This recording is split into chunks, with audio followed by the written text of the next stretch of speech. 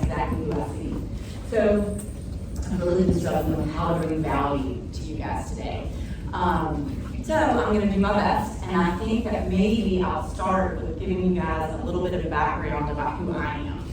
So my name is Mary Cheatham King, and I grew up in Greensboro and married my high school sweetheart, who Chip, who's here today. And Chip always wanted to build this. So when I graduated from Chapel Hill, I worked for a short period of time in Raleigh, and ended up down here with him because he knew that the marine industry was something that he wanted to be a part of. So since that time, we have had 2 kids. We have Walter, who is a 6th grader. He is a hot mess. And we have Sally, who is a freshman at West Carteret. She's also pretty messy, but just in a totally different way. I think what I want to start with saying is that we built our life in Carteret County, and I'm really grateful. And I would imagine that a lot of you guys aren't originally from Carteret County. I know we've got some tried and true Carteretans here, but I bet that there are a lot of you guys who grew up somewhere else and moved here to start a life, whether that originally included a business or not. But I know I feel very lucky to be building my business here, as the panel this morning was saying. It's just a great spot, Christina. It's a great spot, great place to build a business. So really grateful for the support of this room and the support of the community. So I moved here in 2003. I got married young. I was 23. Got here, was really not sure what I was going to do, and so I decided to get my real estate license. So I got a job at Cannon & Gruber Realtors over on the Causeway. Loved it. Those women just were the most supportive and wonderful. It was such a great environment. I started there as an administrative assistant, making $10 an hour, just doing whatever needed to be done. And then on weekends I would drive to Greenville and take my real estate class. I guess they didn't offer it here. I don't know. But I drove to Greenville on the weekends and got my license, so I would go there for my classes. After I got my license, I decided that I was going to go ahead and kind of launch my business within their business. I feel really lucky to have had the support that they gave me. And thank heavens that real estate was my chosen path, because when I got here, I just really wasn't sure what I was going to do with my degree, which I was a double major in Spanish and Southern Studies, which really was not translating into that. So that kind of was the beginning of my real estate career. 6 years ago, in late 2015, I decided to launch Mary Cheatham Real Estate under the Keller Williams umbrella. I got some great family and friends from Keller Williams here with us today, but I decided to do that in 2015. So it was just a really big change. And that year in 2015, we ended the year, it was just 2 of us. It was me and Susan. Susan is my OG one. Susan. To know her is to love her. That's right, Susan's still with us. And so it was just me and Susan, and we helped 27 families sell $11.8 million in real estate. So then fast forward from late 2015 to now 2021, and our team is on target to sell 350 homes for almost $200 million in real estate. So it's been a big, and we talk about numbers, and it's really about the families that are served, right? The families that are helped, and the different clients, and the folks that we were just talking about, some of them are here. It's just so much fun to help people through this transition, and whether they're buying or selling, it's just really special to be a part of their families for a little while. So, 350 families is a lot of people to be a part of, and so I'm so grateful that I've got such wonderful women to work with. You guys, I think that one of the things that contributed a lot to this change was love. I don't think there's any doubt. I think there's hard work. I think there are a lot of factors that are going to get all that. But I just think love is a part of it, and I also think that the support is such a huge thing, and I hope that you guys feel it in this room. So the 2 questions that I get a lot are, number 1, what is the key to our growth? It's absolutely about the people. It's always about the people. When you're in business with the right people, anything is possible. So one more shout out to my team. I know I don't say it enough, you guys, but love y'all, and just so grateful to go to work with you every single day. The other question that we get a lot is, where are all the men? So what I can tell y'all is, we tried it. We did. So we hired one man, it was several years ago, it didn't work out. I feel certain it was not about the gender, right? And we do not discourage men from applying for jobs. I think we love to have a great fella in the mix at some point. But at this point, I can tell you that there's nothing like compassion and tenacity and friendships and lifelong relationships that are built through working with women. So, y'all, now that I've given you a little bit of the background that I want to share, I think we're back to the big theory question of how I can bring value to you today. What I want to do is kind of break this into 3 pieces and share with you 3 things that I've learned over this process. And they relate to 3 different topics. It's vision, time, and the beauty of making mistakes. So, let's start with vision. If you're here today, I would imagine that you have really big ideas about your future. And it may be that you just can't articulate them. I think that's really hard, particularly as women, for us to get clarity around what we want for our futures. Because it feels like, I think there are a lot of people involved, right? I feel like it's a little bit murkier and muddier for us. We've got to consider our spouse and our kids and our friends and our extended family. And there are all kinds of people to consider when we're planning our futures. So when we think about our future, it ties right into this concept of vision.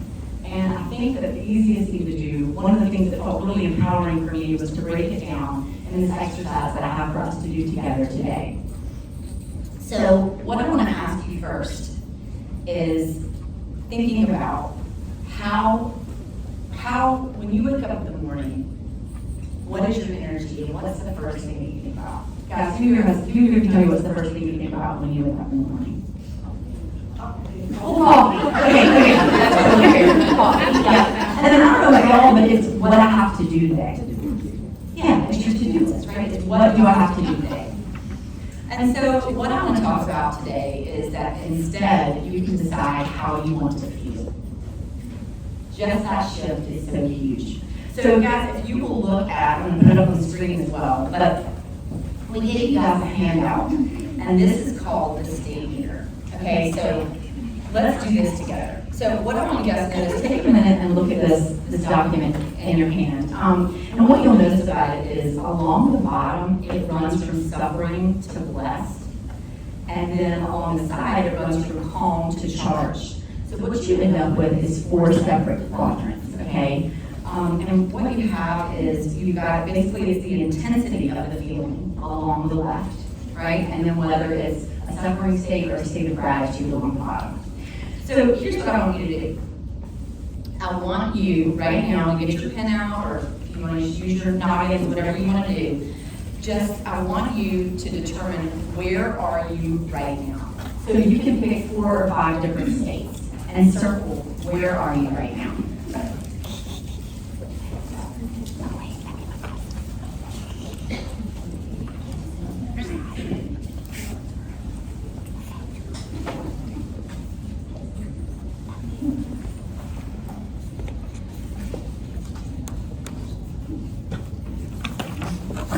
So let me know when you're done.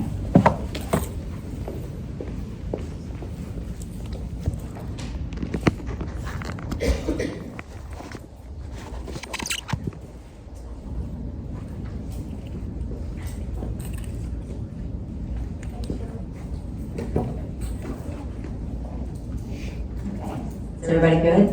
Now what I want you to do is think about what are the 4 or 5 states on this paper that you feel most on a regular basis. And they might be the same. They might be exactly how you feel right now.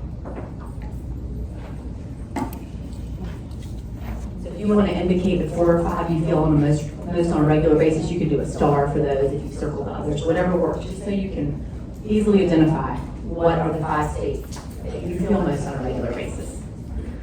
Elizabeth, you're laughing, or you're Just looking at it going, it's all over. Same. I think I'm one of each quadrant. That's right. I got a lot more. I mean, it's a Vivian hot mess, right? Yes. Okay, so does everybody pick the 4 or 5 that they feel most on a regular basis? Great. Okay, so here's what I want to say to you guys. Our experience is made up of the 5 emotions that we feel most on a regular basis. I'm actually going to say that again. So our life experience is made up of the 5 emotions that we feel most on a regular basis.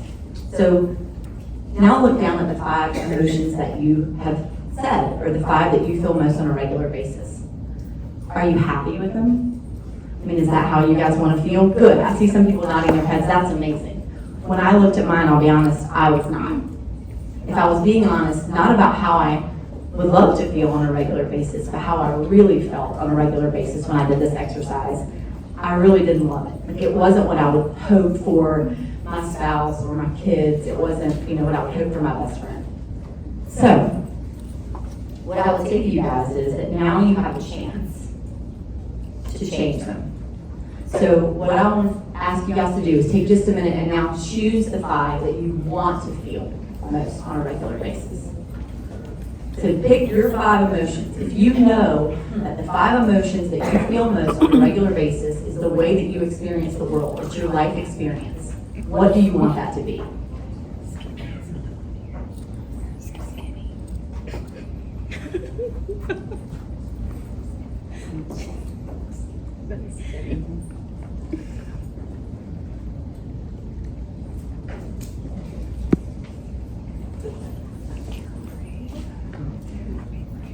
As y'all are picking those, who wants to tell us what are some of the ones that you're circling? Serene. I love that one. I'm never that. What else? Blessed. Such a good one. Yeah, such a good one. Who else has one that they picked? Fulfilled. That is one of mine. I love that one. Balanced. That's really good. Really good. Excited. That's good. That's a high energy. That's a good one. So you got excited on one end and then you got serene on the other, right? Those are both positive emotions, but they're really not the same. So I think it's so interesting how this is deeply personal, right? Carla, focused. You are focused. I mean, well, wait a minute, we're going to get to that. Yeah. Okay. Anybody else have anything they want to share? Grateful. Grateful. Grateful, Joey, great. Grateful. That's awesome. Okay. So, guys, once you've chosen these 5 emotions that you most want to feel, period, you've basically chosen the experience that you want to have, right? And so what that means, guys, is in a very oversimplified way, I love simple, it's very clear, what you've done is you've chosen the vision for your life. So every day you get to wake up and instead of asking, what do I have to do today, you get to say, how do I want to feel today? How empowering is that? It really is a mindset shift that can change everything. I took a picture, when I first saw this, I took a picture of this and I kept it as a screensaver on my phone for a while. Because I would get up, and for a while I kept thinking, maybe I would pick different ones every day, like it would be kind of fun. But really, I just kept going back to the same 5 that I had originally chosen. So now that you've done this, again, I do think it's simple. It's simple that you've created this framework, but it's not easy because now is when when your real work will begin, right? Because now when you're setting goals for your businesses, when you're setting personal goals, it all needs to fit into this framework of what's the vision for what you want. What do you want for your life is the same as how you want to feel, and we have control over that. We get to choose what we want to focus on. So I love this one, and I think that if you start each day with this practice, it's big. And I think for those of you who are starting businesses or making big decisions around your businesses, if you can check in with this, I think it can really be a great tool for you. When you're about to make a big decision, if it's not in alignment with this vision that you've just set, maybe you need to go back to the drawing board. Or if it is, then you know you're on the right path, right? If this works out, is it going to create these feelings in you? So, now that we have a vision for how you want to feel that is guiding you towards your next steps, let's talk about time and how to manage time. I know productivity is a big thing for all of us. So, with time, guys, I want to get kind of into the nitty-gritty with you guys. Who here has heard of the Pareto principle? Donna, Lynn? Yes, love it, okay. Pareto principle. So, Vilfredo Pareto was a 19th century Italian economist. And he figured out, he had this mathematical brain, and he figured out that in Italy in the 19th century, 20% of the people owned 80% of the land. So said another way, 20% of the people had 80% of the power. And so he actually kind of took this and started applying this theory everywhere. I mean, he applied it to his plants, that 20% of his pea plants created 80% of bees. I mean, you can kind of find it everywhere, and it over the next decade, it kind of took off, and now it's just called the 80-20 principle. So with 80-20 principle, I've heard it applied in all kinds of ways, that 80% of your business comes from 20% of your clients, that 20% of people pay 80% of taxes. I mean, there's all kinds of 80-20 things. If you look it up, you'll find it everywhere. But the one that I really love is that 20% of your efforts create 80% of your results. So 20% of your efforts create 80% of your results. So I think this is really important because, what this allows us to do is then to structure our calendars as our very best productivity tool. So Carla mentioned a to-do list. And y'all, I mean, I love a to-do list. You've already done it just so you can check it. Yes, I totally do. Yeah, it's so great. So, but what's the thing about a to-do list? What does it look like? I mean, if you look at a to-do list, it appears that everything on there has the same value. Right? And it doesn't. So, when you make a to-do list, you gotta be really careful. And I did this for so long, just giving everything equal weight and just checking it off in order. In order. I mean, what? So, what I want to say to you guys is what we all need to do is not to get rid of our to-do list because it makes sure that things don't slip through the cracks. We gotta have it, right? But what we need to do is to put the 20% that we identify as our very most impactful activities into our calendar first. So I told y'all I would get really tactical here. I hope that's okay. What I'm going to do is show y'all my time block calendar for next week, which typically, I wouldn't have done. I would not have this done for this far in advance. But I just kind of wanted to show it to y'all. It's up there, yeah, and it's also in your handouts. So what I've identified is that my 20% is talking to our clients, both our past clients and our current clients, and meeting with members of our team to implement strategy, to coach, just to do whatever needs to be done to learn. But meeting with our team and speaking with our clients are my 20%. So let's look at this together. You'll notice that on Sunday, I have the time block my calendar at 4 o'clock on Sundays. Right? I get a little calendar alert reminding me to do that. And then you'll notice that some of the things that are on my calendar are events. Like I have to pick Walter up at 5:15 on Tuesday. So, that's something that I have to do. I mean, that's something that I get to do. But if I don't get him, he's going to be sitting on the curb, right? So that needs to be on my calendar, which has happened before. Yeah, that's happened. Bless it. So, okay, so then let's look at what you'll notice is I've got scheduled meetings. So there's scheduled meetings in here that happen weekly because I know that if I don't schedule time with the people I need to meet with, I just think we'll just talk about it when we talk about it. We're not going to talk about it, right? And I know the ones that need to happen on Mondays. The ones that need to happen on Mondays are operations meetings because that way what we decide can be implemented during the week. So Monday mornings from 9 to 11, I meet with Kristen and Luna because I know that that's what's going to move us forward for the week. So then notice, you guys, I put the stars next to client outreach. This is the trick. That's actually making phone calls, right, and connecting with our past clients or current clients. So what's the first thing that I would not do if something felt like it was on fire? Is that, right? But what's the one thing that moves our business forward more than anything else? Right, it's me having those conversations. So I plug that into my calendar. And the key is, y'all, if you're going to time block your calendar, you got to commit to it. If it's not on your calendar, it doesn't exist. And if it is on your calendar, it's like an appointment. So I've got to treat this time block on Monday from 11:30 to 1:30. It's client outreach, just like it's the biggest listing appointment I'll go on this month, right? That's the key to the whole thing, is that time block is important. It represents my 20%. So if I put it on my to-do list, it gets buried with the same weight as picking up my dry cleaning. And that's just not right. That's not going to move me forward. So as you go through the rest of the calendar, you'll see some other things I've plugged in. I have a marketing meeting with Meg on Tuesday mornings. We have that every week. Again, we know that gives us time to implement throughout the week. So that can't be on Friday because it needs to be during the week when we still have time to make a difference. if you look forward to, notice that what I've got, we have I know in my mind that we have our team retreat, we have an offsite next Thursday all day. And so since I have that, I know that even though my intentions are to be totally prepared over the weekend, it's not gonna happen, it is not. So if you'll look at Wednesday, 1 to 2, Wednesday from 11:30 to 12:30, I have to prepare for my team retreat. So a couple of hacks that I have for you guys, if you think that these are something, that this is something that you'd like to try, this strategy. I can't tell you how much of a game changer it is. Let me go through a few of the hacks that I have for you guys. First of all, you gotta know what your 20% is, right? If you have never read the book, The One Thing, it's excellent. It's such a great book. And there's also a One Thing podcast that I listen to a lot when I'm in the car. There's the onething.com, it's the number one, the onething.com. But that's a great one, that'll help you identify what is your 20% based on what your goals are. So what you gotta do is identify your 20% and put those things in your calendar first.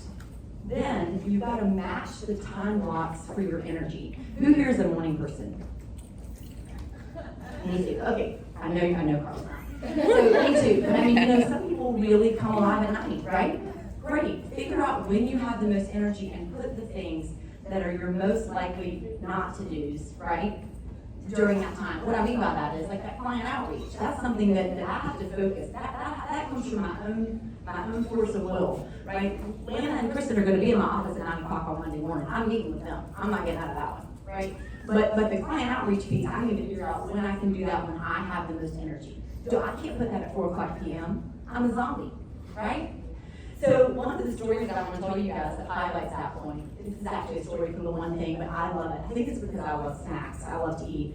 But this is from The One Thing, and it's about the Israeli Parole Board. Does anybody know the story about the Israeli Parole Board? So basically researchers went and they followed the Israeli Parole Board, and this is y'all, they followed them over 1,100 cases. So these prisoners would come before the board, and they would get to plead their case, and it was probably less than 10 minutes they would come and plead their case. So a really grueling schedule for these parole board members.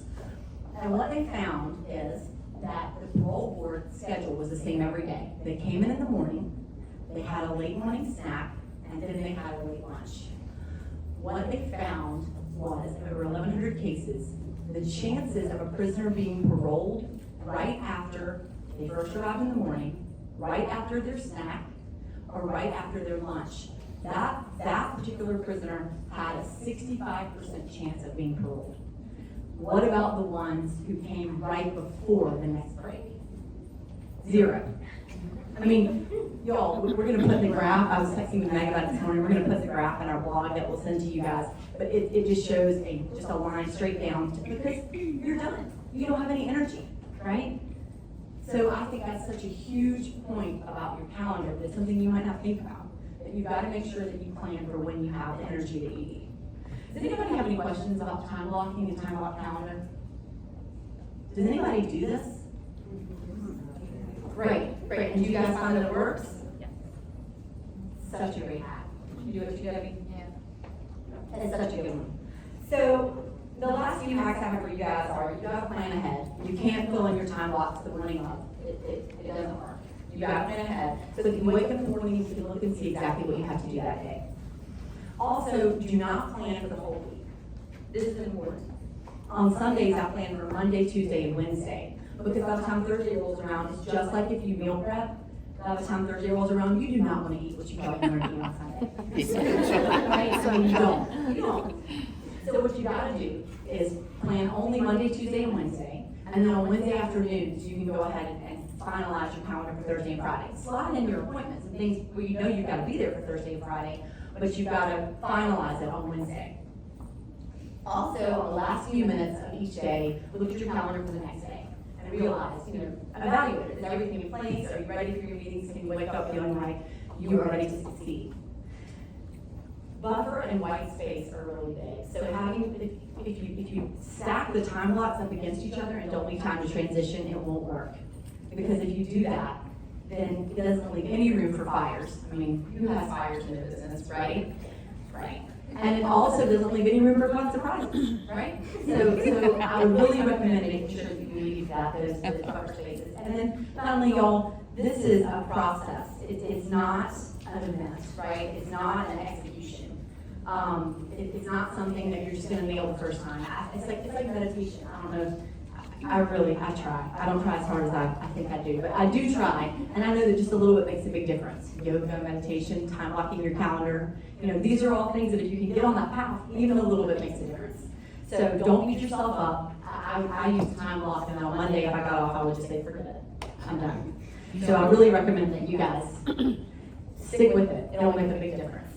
So I also want to agree with you guys that I really made this sound like that I'm a professional at time blocking, and I'm not. I'm actually it's pretty tough. But what I know is something that I'm committed to, and I know that when I do it, it makes everything easier. So guys, now that we have covered vision, how do you want to feel? How do you experience your life? And we've also covered time, and how do you use it to move towards your goal. The last topic I want to cover with you guys is mistakes. So when I'm looking around at you guys, I'm thinking that probably this is not a group that loves to make mistakes. You guys, I know, are very smart and capable, and so I'm thinking that this is not something that is something that you look forward to. But what I want to say to y'all today is that there is a whole lot of value in mistakes. So, there are the mistakes of others, and then there are our mistakes. So what about when we're the ones that kind of throw things into a tailspin? It's a really tricky topic, and it's one that we talk about a lot in our business, and it's one that we talk about a lot at home too. I think that lots of times we're afraid to start because we don't know where it's going to end up. A lot of times we're afraid to speak because we might say the wrong thing. And I have one other story for you guys that I want to tell, which is a story about pottery class. So, y'all heard this story before, I just love it. It's about a pottery class, and the teacher came in and divided the class into two groups. And he said, okay, you guys over here, I want you to make as many pots as you can. Don't worry about what they look like. Just don't worry about it. And then to this group over here, he said, I want you guys each to work on one pot, and I want it to be perfect. So just work on your one perfect pot. So at the end of the class, bar none, the most perfectly formed pots belong to the group that did the quantity exercise. Because what did they do? They learned from their mistakes, right? So they would try one, they would fail, they would try again. They would try one, they would fail, they would try again. And every time they did it, they learned something different. So, even though I know we all hate mistakes, I do think there's something to love about them. And to me, here's the big mindset shift, is when you make mistakes or when mistakes happen around you, what if they're happening for you and not to you? That is such a great question to ask yourselves. We ask it at home, and it does not go that well, but we do ask it. So the thing to remember is that everyone makes mistakes, right? So it's not a matter of if, it's a matter of when. And so it's really about understanding how is it unfolding for us, right? How is it unfolding for us so that we can learn from it, so that we can fix it in real time, and also so that we can learn for the future. So, great example, for those of you that are in real estate, this will resonate with you. I had some clients who wanted the golf cart of the house to convey. I forgot to write it in the contract. And so we get to closing, and there's not a golf cart. So anyway, guess who bought the golf cart? And it was 100% my mistake. It was an expensive mistake, and y'all, I was so grateful that it taught me to slow down. It reminded me I need to slow down. Maybe have somebody else look it over. Paperwork's not really my jam. So maybe I need to have somebody else look it over before I turn it in, right? Know my weaknesses, because it could have been a mistake I couldn't have fixed, y'all. I mean, it could have been really bad. So that's a great one. But then I think there are things like, when I, am running behind and we're late for carpool, and so we're stuck in that terrible line, and I just want to honk my horn. What if the mistake of me getting behind schedule happens so that I would have a few more minutes with my kids, right? So that they can tell me one more thing when I'm not distracted, I'm in the car, it's just us, and that way they'll know during the day how much I really care. Or what if the thoughtless comment that I made to one of my friends that I know hurt their feelings? What if that mistake happened so that we could really strengthen our relationship when I sincerely apologize? So I think that with mistakes, it's all about asking, how is this happening for me and not to me? Mistakes are a big part of our culture of insecurity in terms of talking about them and learning from them. And that's one thing I would say to you guys on a business standpoint, is I think that making sure that the people around you feel comfortable saying, hey, I think I might have been one that messed that up. I think it's so huge, because guys, what you don't want is to work in an environment where people aren't comfortable saying that they might have made a mistake. And what if there's a big mistake that you don't know about? You don't have the opportunity to fix it and to learn from it. So I think that's a really big one. Appreciating mistakes is not easy, but I think if we can sit with them and really feel the consequences, that part's really painful. It hurts for a minute to really feel the consequences, but if you don't feel the consequences, how are you gonna learn from it? So I think if you can feel the consequences and feel the opportunity that it brings, that's really big. So stop stop fearing your mistakes. Failure is part of it. You can't stop failing. But stop fearing your mistakes and just see them as a path towards growth. So guys, I think that as I wrap up here today, what I want to do is kind of go back to the beginning and 2003 and kind of that scary time when I was moving from my paycheck, if modest, it was not a paycheck, moving from that to a commission-based sales job. And having the opportunity to start my business within the business of these great women that I was working for. So here's what really happened. For the first few years, it was hard. There was a lot of hustle. And I think hustle is probably one of the things that sets everybody in this room apart. So that hustle really made a big difference. And a few years in, I was able to get the listings. Y'all know the condos at Harborside Club, right down there at 70 West.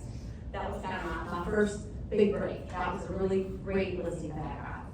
And, I was still hustling, pregnant with Sally. And then after all those closed that fall, they closed in the fall, I had Sally in December. So I don't know who remembers, that was at the end of 2006. So who remembers 2007, 2008, 2009? We remember that, right? Yeah. It was not great. It was not great. And for us in real estate, what that meant a lot of times is that we are helping sellers who bought their homes, now needed to sell, and they were upside down. So they had to actually bring money to closing in order to sell their home. Right? So not fun, right? Not fun times. So I would say probably that 2009 was a low point for me, because by that point I had Sally and Walter, and we're dealing with this really tough market. Things certainly turned around, but if I'm looking back, that really was a low point. That was a low point. Chip told me not to tie 2009 and the low point directly to Walter. So,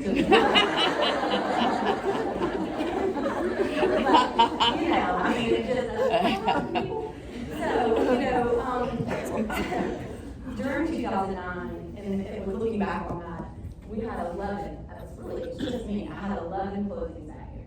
So in 2009, I didn't even have a closing in mind. It was tough. It was tough. So I think that the reason I was asked to be here today is not because I'm a brilliant business mind, because I'm certainly not. I think the reason I was asked to be here today was to tell you guys about going from those 11 closings to the business that I'm so grateful to have today. And again, I think that luck is always a factor, and I also think, drawing it back one more time to the people, you guys, the people that you choose to surround yourself with, including the people that are in this room today, it's the most important choice that you make. I also think that it's about a commitment to personal growth. So that hustling will get you somewhere. It absolutely will. But it's not until you really commit to personal growth that I think you'll see true growth, both personally and professionally. Ruth, you hit on that earlier today. So I think that the focus on mindset in these three areas has been really big for me, and that was why I wanted to share them with you guys today. From the state meter, when we go back and look at this page again, my default is uneasy, concerned, and worried are 3 of my 5. I mean, really. I can worry with the best of them. And the thing is, you can get a lot of stuff done on worry, right? I mean, worry is a fuel source, I can tell you that. So, you can get a lot of stuff done on worry, but at some point, it reaches its limits, right? So I've chosen, 3 of my new ones are secure, fulfilled, that was someone else's. Secure, fulfilled, and joyful. So I'm casting a vision for how I want to feel, and the decisions that I'm making in my business and in my personal life are related to feeling that way. I also think that once I know that, taking control of my time has been really big.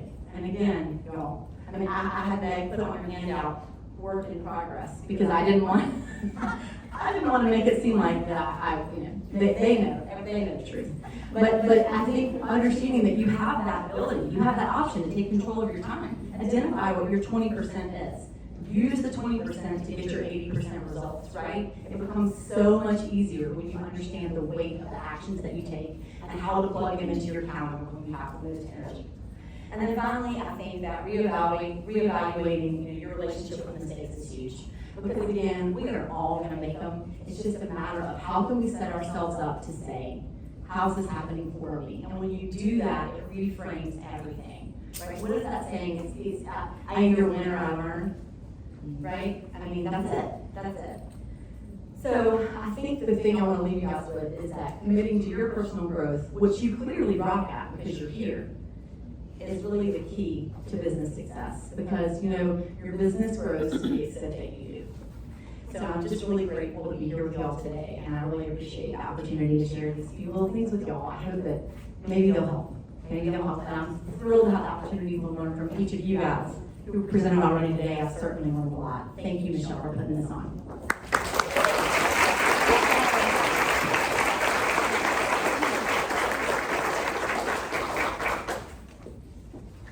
Thank you so much. That was wonderful. And before you go, so this is our first annual, and I thought we have to have something really special and something that's going to really stick with this Crystal Coast Women in Business Conference for years to come. And we had to have a really special token of our appreciation for our really special keynote speaker, and so Grace Bell, who has been in the back of the room taking photos, created this signature piece. Wow. And so I want to present this to you. And thank you so much. Thank you guys. Thank you. This has been incredible.